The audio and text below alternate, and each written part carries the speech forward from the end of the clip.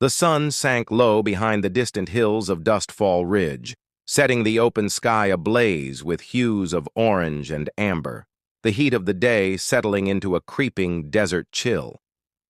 Rancher Elias Grant sat alone on his front porch, a half-empty mug of coffee in his weathered hands, eyes scanning the land he'd worked since he was 16. Dust carried memories here.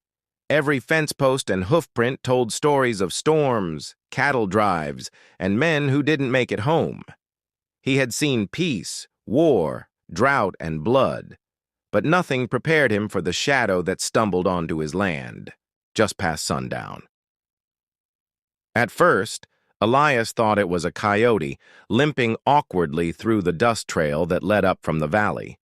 But as it neared, it became clear. It was a woman. A figure draped in torn linen, staggering under the weight of something slung over her back. A burlap sack, tied tightly and stained dark in places. Her clothes were covered in filth, her face half covered by a makeshift scarf, and her feet bare, bruised and cut from the gravel trail. Elias stood slowly, instincts sharp. Out here, you didn't get visitors, especially not ones looking like ghosts. The woman collapsed a few feet from his porch steps, dropping to her knees with the kind of weariness that didn't just come from walking, but from running for her life. Elias stepped down cautiously, a hand hovering near the revolver on his belt, more out of habit than fear. The woman raised her head slowly. Her eyes, though swollen and half shut, held a plea, raw and desperate. "Please," she rasped, voice nearly lost to the wind. "Take them off." He stepped closer. "What?" She reached for the sack she carried, her hands trembling as she tried to untie the thick knot holding it shut. "Please, take them off. I couldn't, not with them watching." The knot slipped, and the sack flopped forward. Elias blinked. What could possibly be inside? But before he could move, the woman passed out, right there, face down in the dirt, her body going limp. Elias rushed to her, feeling for a pulse. Still, alive, barely. He carried her inside, placing her gently on the old couch in the front room. The sack lay beside her, unmoving. He debated. Curiosity battled caution. But the sack didn't move. No sound, no smell. Just silence. Hours passed. He patched her wounds, gave her water, and waited. When she finally stirred, she looked at him, with clouded eyes, and said only one word. "Run." The next morning, the sheriff came by. Someone had reported screams near the hills. "You see anything strange, Elias?" the sheriff asked, spitting tobacco near Elias's boot. Elias hesitated. "Just a busted fence.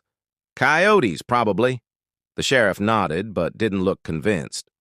"Keep your rifle loaded. Heard some trouble near the border. Folks going missing." That night, Elias finally untied the sack. Slowly, carefully, and what he saw inside made his breath stop cold. It wasn't gold. It wasn't weapons.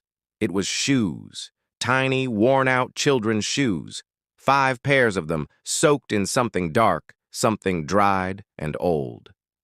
Beside them, a tattered photograph, 6 children smiling under a willow tree. A note was scrawled on the back. "They said we couldn't run, but we did. Find them, Elias. Please." He sat there, stunned. He didn't know the woman's name. He didn't know what hell she had run from, but now he was holding a piece of it in his hands. And someone or something would be coming to take it back.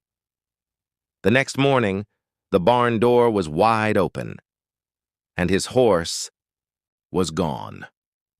The rising sun burned through the morning haze, casting long shadows across the dry soil of Elias Grant's ranch. But something was wrong. There was no sound, no neighing, no birds, just an eerie, suffocating silence that gripped the land like a clenched fist. When Elias stepped out to the barn, dread sank in like cold steel through flesh. The door, which he always bolted shut at night, hung open on a broken hinge. His mare, Dusty, a loyal creature he'd raised from a foal, was gone. Only hoof prints remained, too many, crossing paths, circling, and then heading west into the Badlands. The prints weren't just Dusty's, there were at least 4 others, riders. Back in the house, the woman still slept, though uneasily, mumbling incoherent words in her fevered dreams. Elias didn't know her name. He didn't know what nightmare she had dragged onto his land. But now it was his, too, and it was awake. He returned to the sack. The shoes inside were soaked with dried blood. Too much to be from a simple fall or scrape. The photo haunted him. 6 children, 5 pairs of shoes. Where was the 6th? Were they hers? Or had she taken them from someone else? Suddenly, she woke with a gasp, sitting upright, eyes wild. "Did you open it?" she croaked. "I did," Elias replied calmly. "Now tell me what this is." She blinked, mouth quivering. Then her shoulders slumped. "They were taken, all 6 of them, my children, and others. I escaped. They let me go, made me watch, made me carry their memories. That sack, it's all that's left." Elias's voice was steady but sharp. "Who took them?" "They wear the law on their chests, Elias," she said, almost spitting the name like she'd known him all her life. "But they ain't no law. Out past Coyote Creek, that old mining station, they turned it into something evil. Trafficking, punishment, branding, like cattle, children, women. Some they bury, some they keep." Elias felt the bile rise in his throat. He'd heard whispers of such things in the deeper canyons, out where sheriffs stopped riding and screams went unanswered. But this was close, too close. That night, she told him everything. Her name was Marin. She had once been the school teacher in a river town called Elkhorn, far past the hills. The town had been wiped out. Officially, bandits. In truth, a private militia cloaked as lawmen, acting under the command of a man named Silas Briggs, a former Confederate enforcer turned land baron. He had turned the forgotten valleys of the West into his own kingdom, stealing children, women, and land, protected by silence and fear. Marin had been kept alive, not out of mercy, but cruelty. Silas called her the messenger. He said, if anyone ever came looking, she'd be the warning.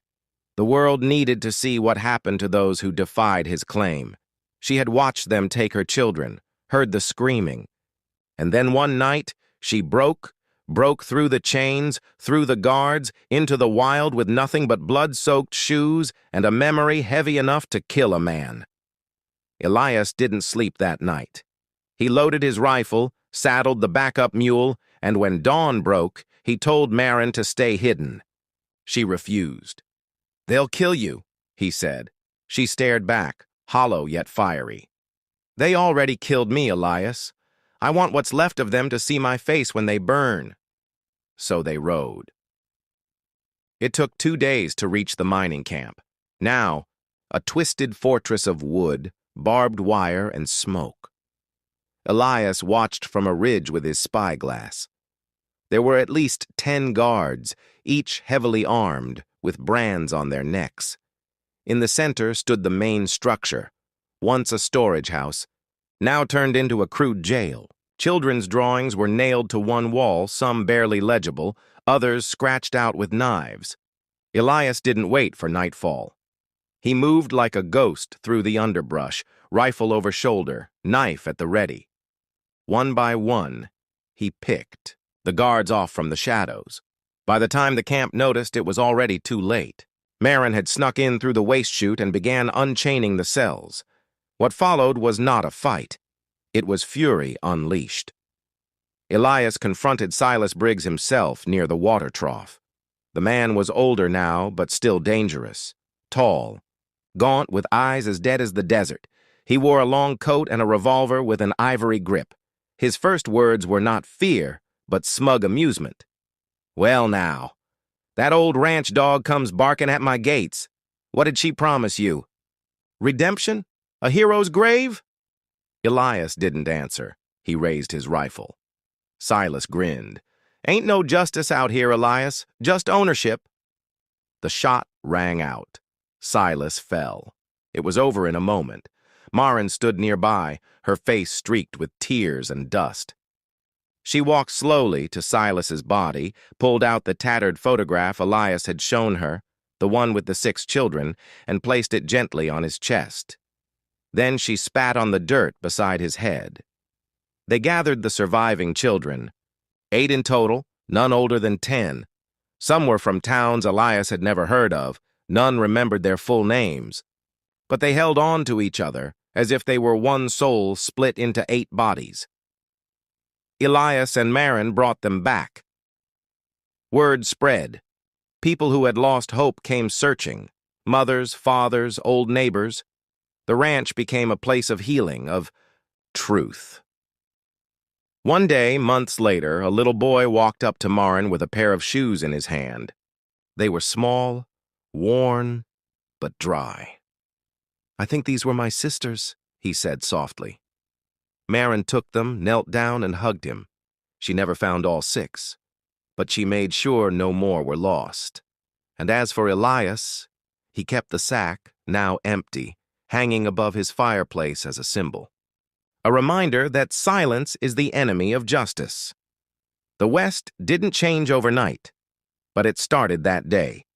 If this story moved you, inspired you, or kept you on the edge of your seat, don't forget to like the video, leave your thoughts in the comments, and subscribe to The Gift of Kindness for more powerful stories like this. We're not just about engines and speed, we're about heart, grit, and the stories that deserve to be told. We'll see you in the next one.